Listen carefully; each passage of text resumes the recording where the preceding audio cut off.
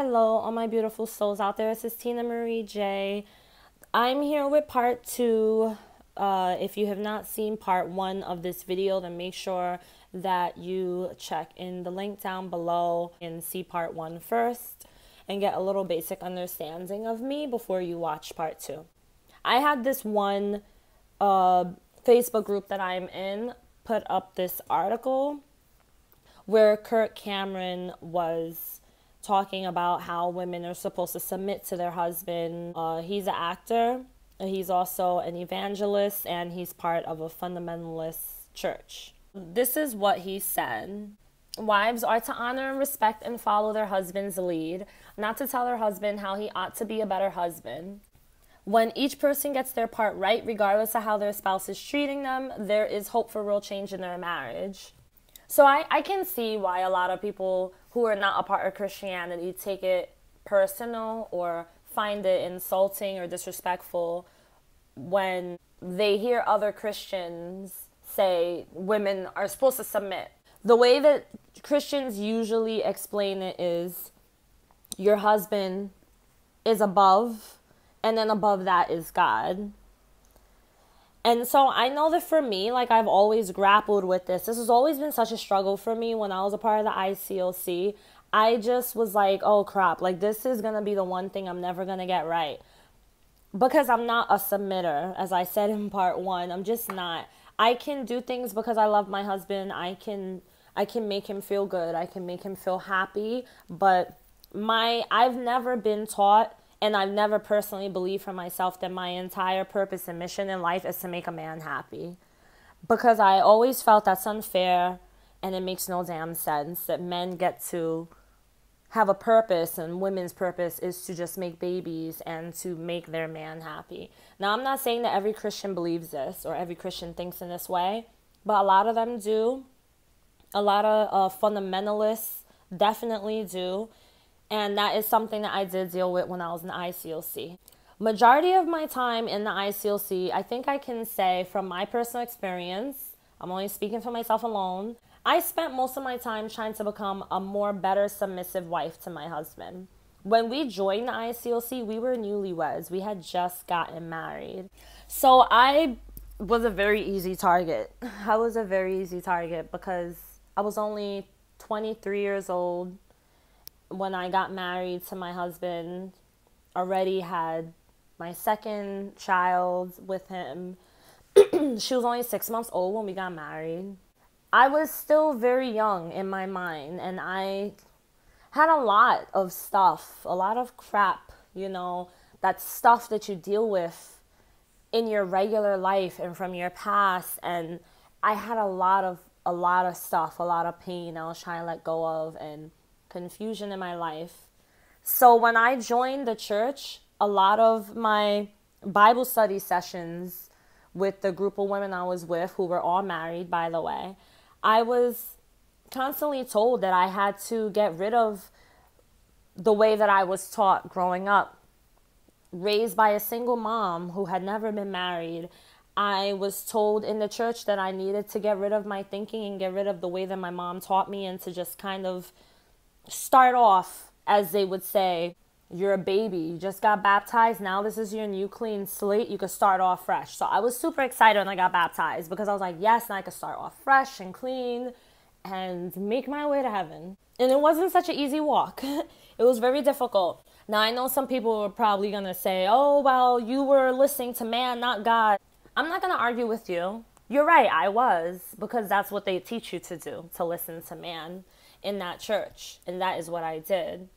And to listen to my man, my husband. My husband is not controlling. He's not abusive at all. He's not a mean-spirited husband. But he was taught how to take the lead. He was always told, you have to take the lead. You got to take the lead. And I didn't like that, because I always had like this feisty, what people will call rebellious. I'm a woman.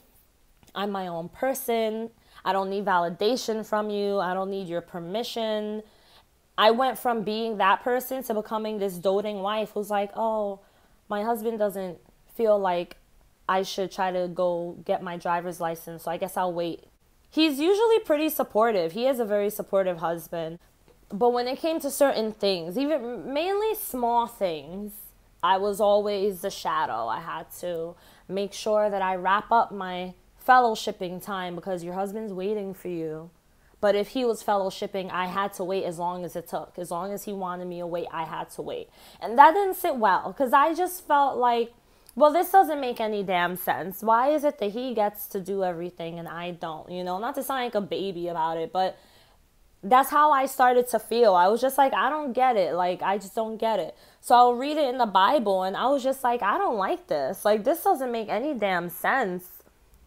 But still, I ignored it and I went with it. And I was like, oh, well, I guess if this is what it takes, you know. So back to this article. In the article, as I scroll down, which, by the way, I'll post this article down below in the links if you want to see it. But if you scroll down a little bit, there is actually a little video clip of on YouTube of a pastor named Steven Anderson. In February, Anderson posted a sermon in which he preached that women should be banned from voting, barred from seeking divorce, prevented from entering the workforce, and ought to be confined to the home where they are submissive to the husband. Now, this is what, in quotations, what Steven Anderson says. The right to divorce your husband is what they mean. You know what they mean? The right to rebel and disobey your husband, the right to divorce him, the right to go out and get a job and make your own money, the right to tell him what to do, the right to go vote for our leaders, as if women should have any say in how our country is run. When the Bible says that I suffer not a woman to teach, not to usurp authority over the man, but to be in silence. I'm not sure what usurp means. I'm actually going to Google it because I'm like a Google queen. Take a position of power or importance illegally or by force. So to seize, to take over, to steal, to assume.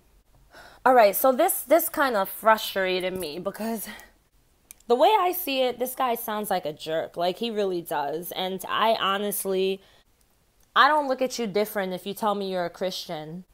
Now, he thinks that when people say you have the right to divorce your husband, that means that you have the right to do A, B, C, and D. And he's taking it way too far. So the right to rebel and disobey your husband, I'm breaking it down right now. What do you think rebel means? A lot of these Christian fundamentalists think everything is rebel. I'm going to give you a perfect example. I think I actually mentioned this in part 1. My husband wanted me to go to church Sunday morning, and he asked me, if you really would do anything for me because you love me, then will you go with me to church today? I said, no, I won't, because I don't think that I have to do anything for you to prove I love you. I shouldn't have to do anything that goes against my own personal will in order to make you happy and to appease you. And so that would be considered rebelling. I see it as this. Apparently, only women are able to rebel, right? Men are not. Men don't have the ability to rebel. So basically, don't say no to anything. Disobey. Don't say no to anything. The right to go out and get a job and make your own money. Like, that one really pisses me off because that's one thing I never... When I was a part of the ICOC, I actually was told by one of the women, a suggestion, as she calls it, that I should work from home and that I should like open up a daycare in my house or some sort of babysitting service. That way I could stay home and take care of the house. Now, my kids are school aged. My kids are 13 and 10. So I don't need to stay home and take care of babies because they're in school. But still, I was told that I should have something or sell Avon or Mary Kay so that way I can make a little side money, as she would call it. Oh, a little spending money, but take care of the house. So that way, you know, you're always available for your husband to take care, always have food on the table. I was like, listen, I am not doing that. I'm not. I barely like to do anything around the house when I have my days off. I just want to relax. What makes you think I want to spend every day of my life cooking and cleaning? I was not raised to be Betty Homemaker. I respect that some women personally do it because they want to do it. I don't force myself to do that. I've never seen it that way. And that was one of the things that the ICOC did try to train me to become one of those women that just does every single thing for her man. And if I had an interest in something, I was told I shouldn't do it. You have a right to get a job and make your own money. You do. I mean, yes, people will say, well, the Bible says this and the Bible says that. This is why I'm not a Christian, you see, because I make a horrible Christian. But this is just a fundamentalist we're talking about. This is not every Christian, so don't go attacking other Christians thinking they all think crazy like this. They don't all take it out of context like this. He doesn't feel women have the right to vote. I don't understand why he thinks that women are so stupid that we cannot have a say in our own country. I know that there are some churches that don't allow women to pastor or to speak because of some things it says in the Bible. I really don't want to go into the whole Bible thing because there's a lot that I could go into with that I don't agree with. And I know that certain parts of this thinking comes from the Bible, which is why I question the Bible so much.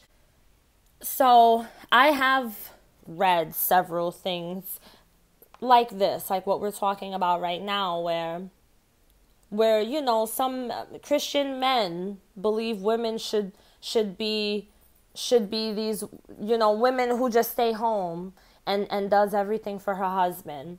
I've known Christian women in the ICOC who did this. I knew a woman who did everything for her husband, and she was miserable, and her husband cheated on her. And after he cheated on her, she decided that he would no longer be allowed to watch certain things on TV. He was not allowed to watch commercials because it might lead to temptation. He wasn't allowed to get the mail because if she had any Victoria's Secret catalogs, it may lead to temptation.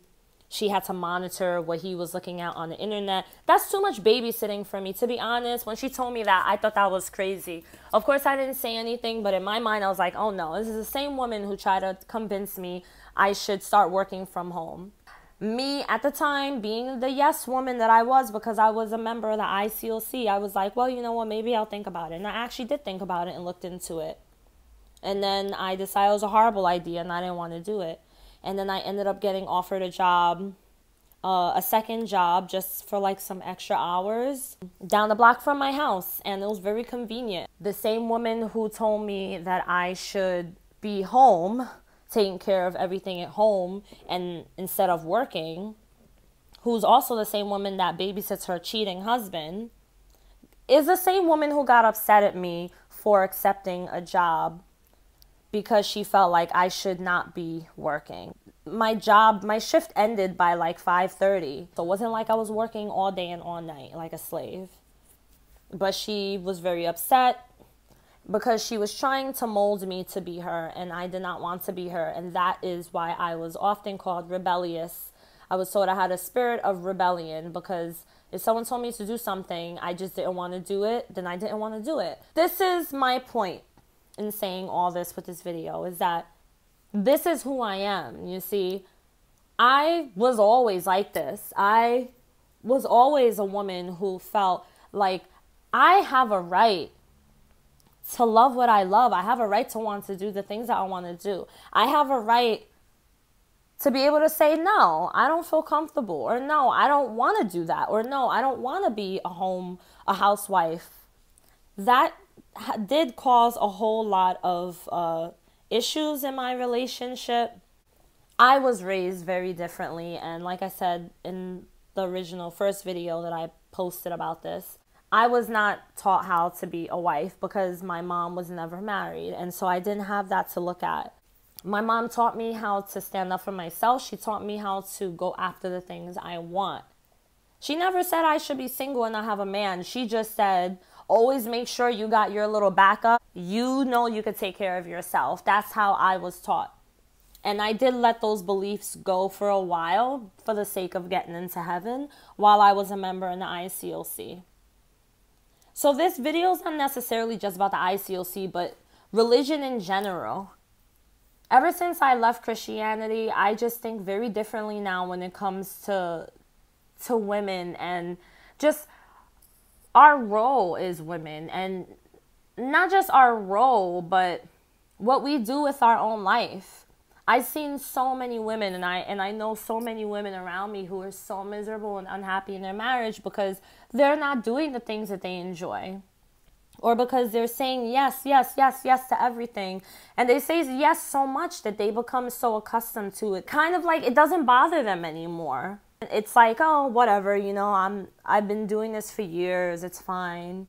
Like we become so used to just being this backup, this don't worry, I got it. Almost like human garbage disposals. We clean up the mess in our lives, in our marriage. We clean up so much, and sometimes we don't get a lot of help. Not all marriages are like this. Not all relationships run this way. But this is what majority of religion, especially fundamentalist Christians, teach women. When are we going to be able to stand up and say, you know what? My answer is no. And it's not because I don't love you, but it's because I still matter. And I married you, yes, and I know the Bible says we become one, but I still have a part of me that exists in this relationship by itself. Like a piece of me as an individual. I want this. So what is the problem? Why do we as women feel, because the Bible says A, B, C, and D, that we have to put everything to the side, stop everything we're doing, put all our happiness to the side just to make someone else happy? Why do we feel as women that we have to pretend like we don't still matter? I wasn't able to say no before. Now, I can say no and not hesitate. I don't stumble. I don't go around or beat around the bush because I'm afraid if I say no, I don't know, he might get upset. I don't want to go to church. Oh, but that'll make me happy. I know it'll make you happy, but it'll also make you happy if I become a Christian. It'll also make you happy if I suddenly believe everything that you preach to me day in and day out. I know it'll make you happy if I start reading the Bible and praying with you, but I don't, because I don't believe it. I don't go because I don't want to. Or why don't you want to go to church? Because I'd rather stay home. Women, we have to learn to, and I'm not saying be rebellious or being rude or disrespectful. Love your husband, of course, 100%. But also love yourself. You still matter in this relationship. You still matter in this life. And if you are single, or if you just are in a relationship, a dating relationship, make sure you love yourself. Because if you don't, you're going to put all your love into someone else. And you're going to forget about yourself. And it may not affect you in this moment, but trust me, I know from experience, down the line, years from now, it's going to affect you. And one day it's going to hit you and you're going to realize, hold up, wait a minute. Why am I always trying to please this person when I myself am not happy? And not necessarily meaning you're not happy because the person's not making you happy, but maybe you're just not happy because you're always making them happy. Like, these are just thoughts that I have after leaving religion. Like, I just feel more aware. I'm learning more of who I am. I'm loving who I am, flaws and all. I'm loving it all. I can sit here and say to my husband, I am flawed. I have my kinks. I have things that you can't stand about me. I have things that I cannot even stand about me. But one thing that I love and that I finally now have learned to appreciate is that I can sit here, look you in the eye and say no, and see your face of disappointment and still be able to say, I love you, but I don't want to do that. Or I love you, but I do not agree. And even though you would prefer for me to do A, I'm going to do B. Not because I'm trying to piss you off or be rebellious, but because this is what I want. And it should go both ways. I just hope that this helps someone out there. I know I've been getting a lot of messages from married women lately who are kind of dealing with this issue. I just know that I don't like to feel controlled. And a lot of religion does do that. So if you're going to pick a different church, make sure you choose a church that will support you as a woman. That's pretty much all for this topic at the moment. If you have any questions or you want to chit chat with me, just hit me up on Facebook or Instagram. Link is down below. I also have my email and my website. And don't forget to grab your ebook copy of my my spiritual recovery workbook. All right, I also have that down below in the description box. I love you awesome much, my beautiful souls and my beautiful ladies out there. Enjoy the rest of your day.